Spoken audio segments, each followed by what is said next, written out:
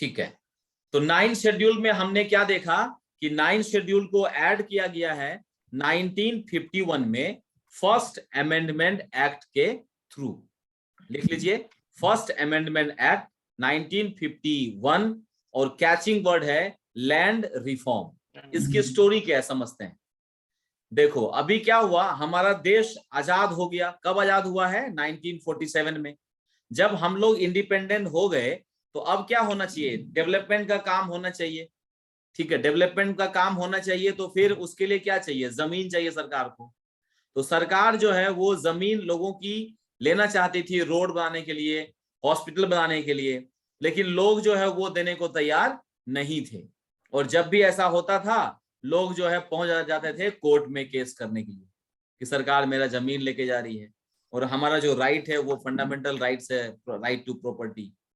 तो इस कारण से गवर्नमेंट जो है कोई भी काम नहीं कर पा रही थी।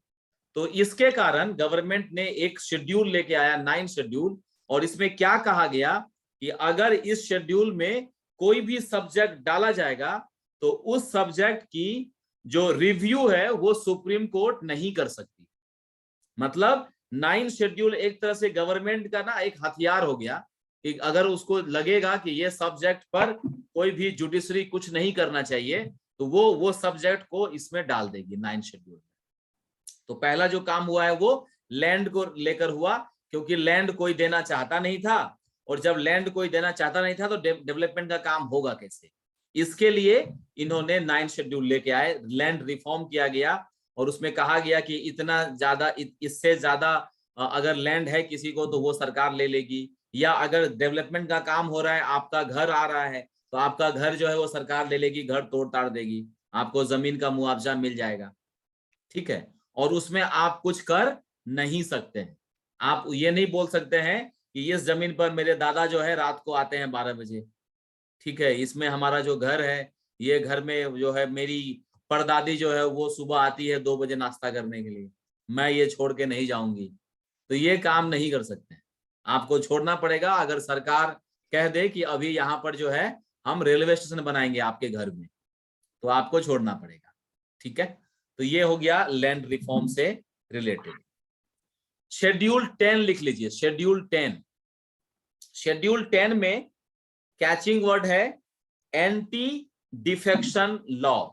ANTI, anti defection, DEFECTION, defection law, anti defection law.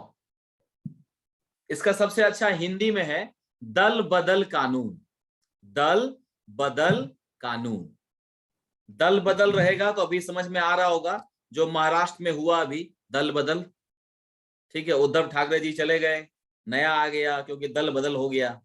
तो इस पर जो है पहले कोई कानून नहीं था, तो ये कानून लाया गया था राजीव गांधी के द्वारा।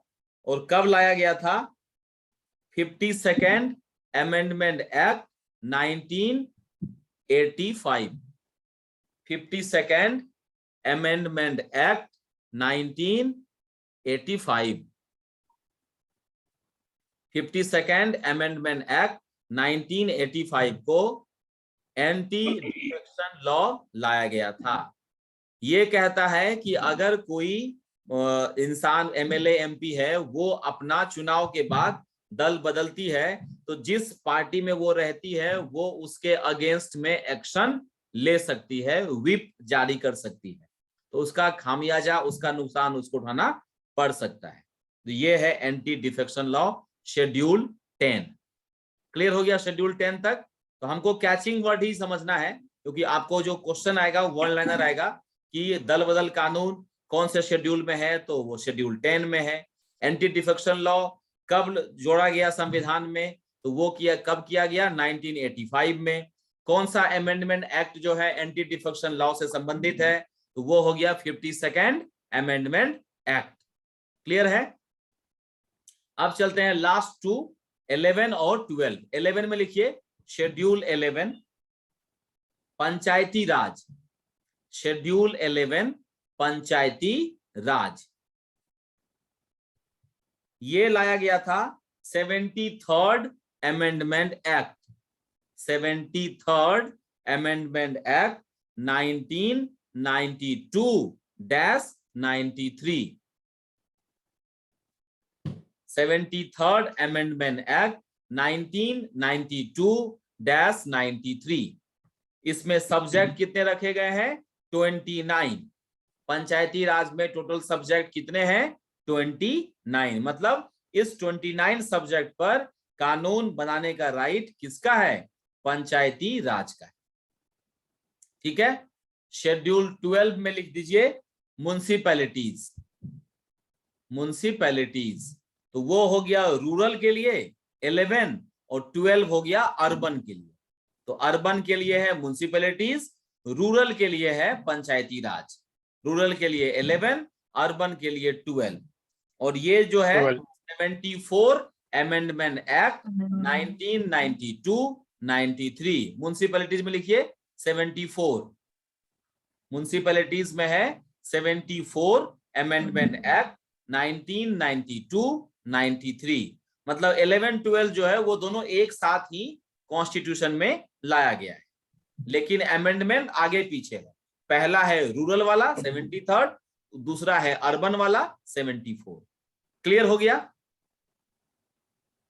yes, और हाँ, इसमें जो सब्जेक्ट है वो है 18। म्युनिसिपैलिटीज में सब्जेक्ट कितने हैं? 18।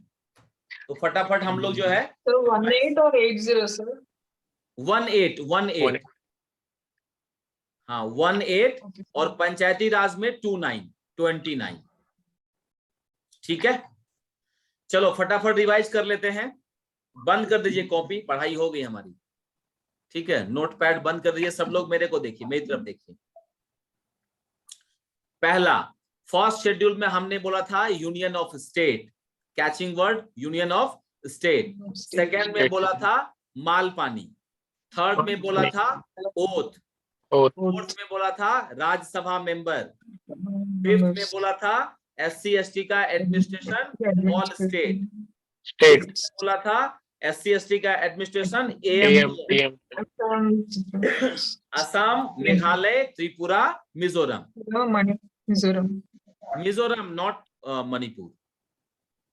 ठीक है, इंडिया का मैप देख लेना, ऐसे करके है एकदम ऐसे ही। इधर बीच में हो गया असम, उसके बगल में मेघालय, थोड़ा सा लेफ्ट जाएंगे त्रिपुरा छोटा वाला, और उसके साथ ही दूसरा बड़ा वाला जो है वो है, हाँ देखो ये फोटो दिखा रहा है अभिनव, असम, मेघालय, त्रिपुरा, मिजोरम। ठीक है, चलो ये हो गया AMTM। अब चलते हैं 6 हो गया। 7 में कैचिंग वर्ड है लिस्ट। 8 में था लैंग्वेज। 9 में था लैंड रिफॉर्म। 10 में था दल बदल कानून, एंटी डिफेक्शन लॉ। हाँ 11 में था पंचायती राज। 12 में था म्युनिसिपैलिटीज। ठीक है, ये तो मुझे याद हुआ है। तुम लोगों में से किसको याद हो गया? सिर्फ कैचिंग वर्ड बोलना है। कौन बोलेगा? सिर्फ कैचिंग वर्ड बोलना है, पूरा एक्सप्लेन नहीं करना है। कौन है वो बाहुबली? अरे नो वन। सर ट्राई कर सकते हैं क्या? पहले तो आपका मुखड़ा दिखाइए, मुखड़ा। देख देख के बोलेंगे थोड़ी चलेगा। देख देख के नहीं सर, देख के नहीं, मेरे को देख के नहीं बोलेगा अभी। Not allowed. वीडियो ऑन रहेगा तो बोलेंगे, वीडियो सर, ऑफ नेट वाले के प्रॉब्लम है लिए कोई इसीलिए भरोसा सर। नहीं। सर्वज्ञ ट्राई करोगे? प्रियंका ट्राई करेगी? सर मैं ट्राई करता हूँ। हाँ सर्वज्ञ ट्राई कर रहा है। हाँ करो, मेरे को देखना हाँ है। सर। नीचे नहीं जाना चाहिए नजर। देखो इधर उधर देख रहा है, इधर उधर नहीं देखना, इधर देखो। हाँ चलो पहला। हाँ सर। नहीं सर, नहीं सर। हाँ पहला, पहला है sir union of state. Second, second है सैलरी। पहला है sir union of state. Second है सैलरी पर्क और अनाउंसमेंट। थर्ड है ओट, शपथ। फोर्थ है अपना हाँ राज्यसभा मेंबर्स। फिफ्थ है administration of schedule caste and schedule tribe. Sixth है administration of schedule caste and schedule tribe of Assam, Mizoram, Manipur and Tripura. हाँ, और 7th है this distribution of power between central government and state government. Union जो union this state and concurrent this जो भी बना है. 9th है क्या बोलते हैं लैंग्वेजेस. 8 सॉरी हाँ 8 है लैंग्वेजेस. सॉरी 8 है लैंग्वेजेस.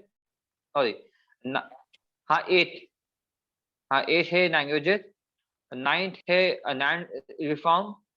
10th है एंटी डिफेक्शन लॉ. 11th है पंचायती राज. और 12th है म्युनिसिपैलिटी. Very good. एक क्लैप कर दो सब लोग. बहुत बढ़िया. 11th है पंचायती राज और 12th है म्युनिसिपैलिटीज. Very good. दूसरा कौन बोलने वाला है? कौन बोल सकता है? प्रियंका बोल रही है और अभिनव. भार्गवी नहीं बोलेगी? खुशी?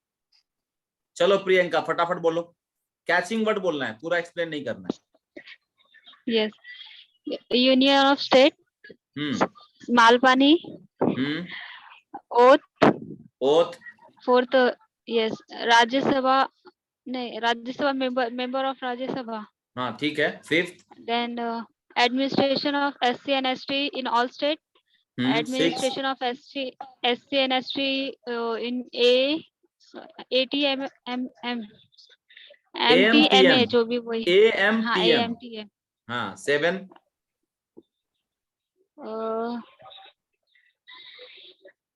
7 विकेट गिर गया.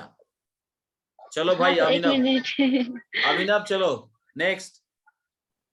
Sir, first Union of States, second Malpani, third Oath, fourth member of Rajya Sabha, fifth अपना administration of SC/ST, sixth वाला administration of tribal areas in Assam, Mizoram, Meghalaya, Tripura, और 7th वाला अपना list of state union or concurrent. 8th वाला is language. 9th में 51st land reform. 10th में 10th में anti defection. हाँ 10th में एंटी डिफेक्शन था. फिर पंचायती राज एंड म्युनिसिपैलिटीज. सुपर्ब. एक क्लैप कर दीजिए अभिनव के लिए. इवन प्रियंका के लिए भी क्लैप कर दो. बहुत मेहनत की है. आधा तो बताइए कम से. ठीक है चलो. तो आज की जो क्लास है यहीं पर खत्म करते हैं. कल जो है हम लोग, या कल अगर आता हो तो मैं आपको दे दूंगा नोटिफिकेशन. कल हम लोग इससे आगे की कहानी स्टार्ट करेंगे. ठीक है. किसी को कुछ बोलना है? किसी को कुछ बोलना है? कोई मैसेज, कुछ रिक्वेस्ट, कोई इंफॉर्मेशन? नहीं. चलिए फिर गुड नाइट, शब्बा खैर, खुदा हाफिज. मिलते हैं नेक्स्ट क्लास में. Thank you very much. Thank you, sir. Good night. Thank you, sir. Good night. Good night. Thank you, sir. Good night. Thank you very much.